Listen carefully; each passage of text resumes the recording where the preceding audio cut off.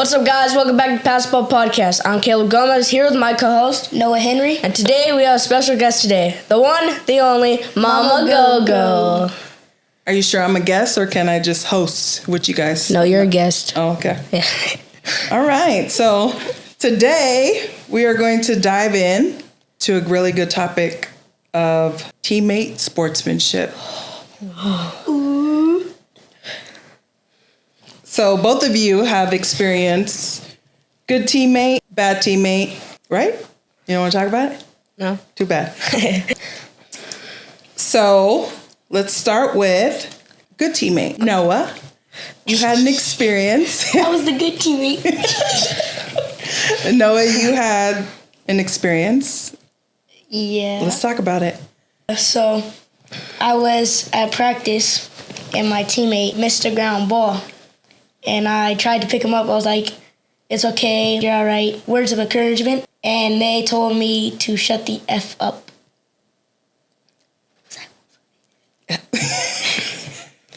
Oh, no. How did that make you feel? I felt pretty bad because I was just trying to help my teammates' mental state and encourage them to do better next time. Has that situation changed your mind of being a good teammate?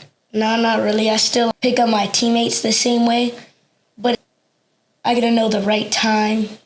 When I can visually see they don't want to talk to someone, or if they need someone to pick them up.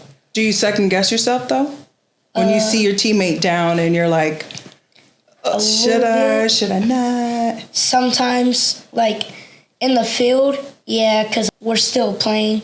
But after hitting, no, because they have to go back out on the field after. So I want to pick them up before they make another error in the field or.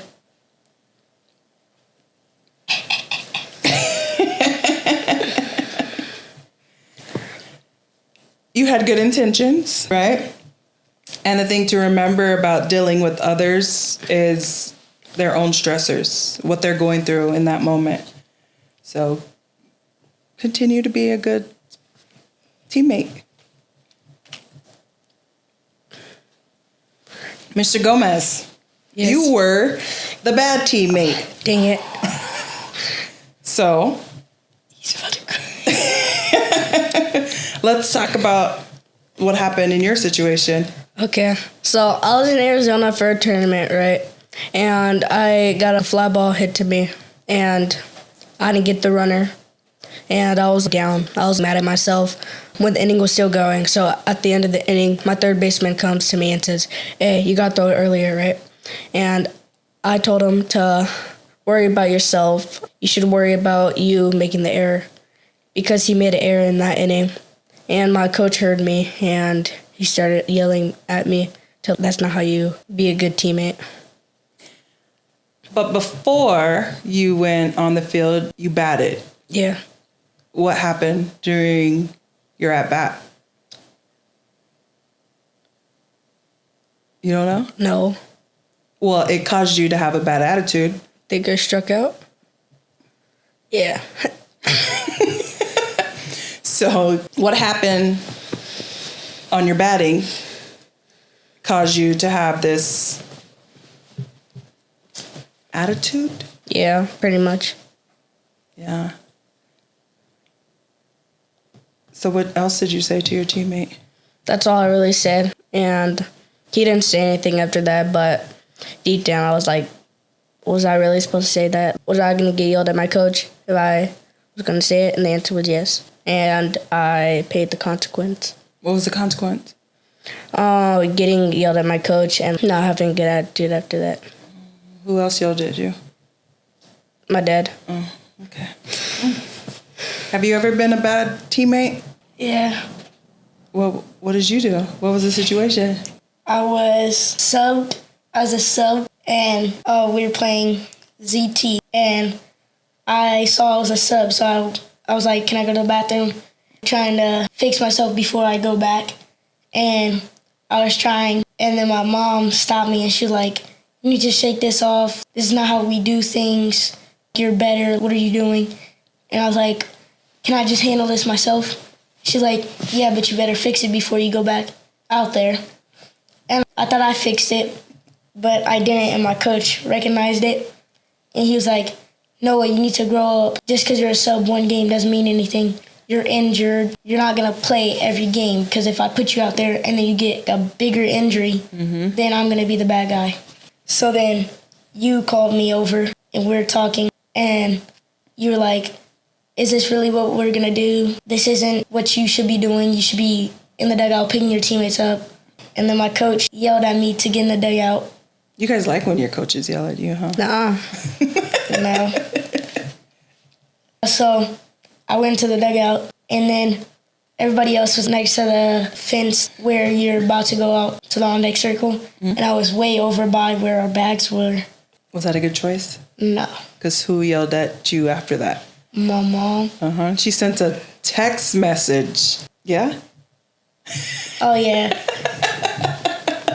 Sent a text message and sent somebody to tell you. Yeah. Could I add on? Yeah. Noah, how did you feel after your coach started yelling at you? I was a little mad because I know my coach cares for me, and he wants me to do better, get me somewhere in baseball and in my career. So I was like, dang, this could hurt me and my coach's relationship. But I got lucky and in it. So you guys have cheat sheets, Yeah. right? Yeah. What's the topic of your cheat sheet? Here's how you might handle this situation. Want to read yours? It says stay calm, meaning maintain your composure and avoid reacting defensively. You understand that? Yeah, it's like you have to think and flush it before you react or get defensive. Or Right. Like, I didn't do that. Right. Not to argue with your teammate. When they're upset, right? Stay calm and not try to start a fight, right? Next one. Empathize. Trying to understand why your teammate reacted negatively. So that's you reflecting on why your teammate might have got defensive with you and how you could have made the situation better. Communicate. Gently express your intentions and acknowledge their feelings. Yep. So you tell them what was going on in your head, what you were intending to do or trying to do. And when they tell you what they were feeling, you acknowledge that and you take that in and remember next time. Maybe give them a minute and then give them words of encouragement. Respect their space, meaning sometimes give them a bit of space and time to cool down is the best approach. So, like I said earlier, give them a little bit of time so that they can calm down, flush it, and then you can pick them up and show that you care, want them to make a better play. Nice. Reflect, think about whether there was anything in your approach that could have improved. So maybe I walked up to them, stompy or aggressive, and was like, come on, what are you doing? And I could have, if that does happen, I could, you're good, give them some dap and move on. So just remember, being a good teammate isn't always about the immediate positive feedback that you want from them. It's about just showing up constantly, being a good teammate, supporting, striving for the best team dynamic. All right? Mr. Gomez. Yeah. So what my cheat sheet says is, here are some emotions you might feel in this situation. Number 1, regret.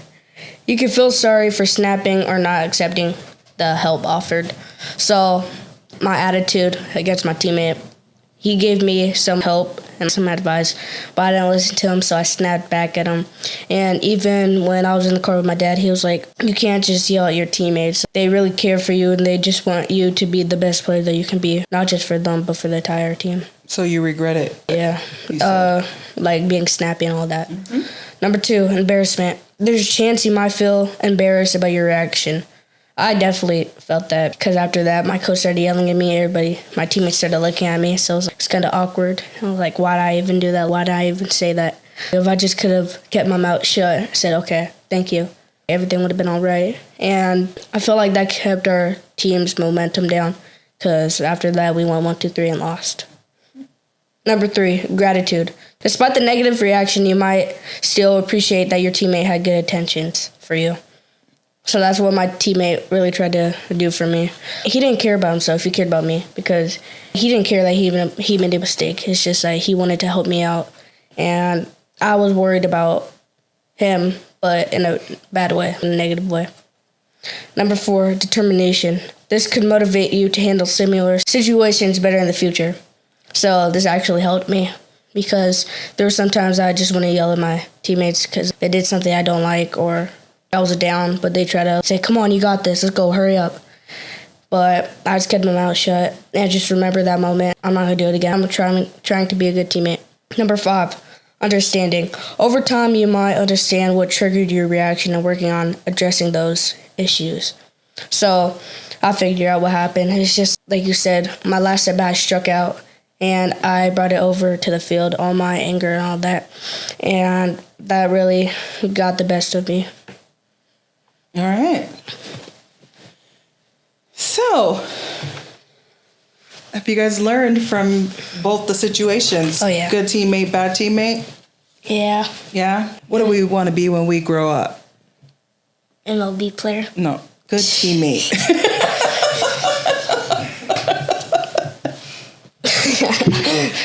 All right. So, thank you for tuning in to Pass the Ball Podcast.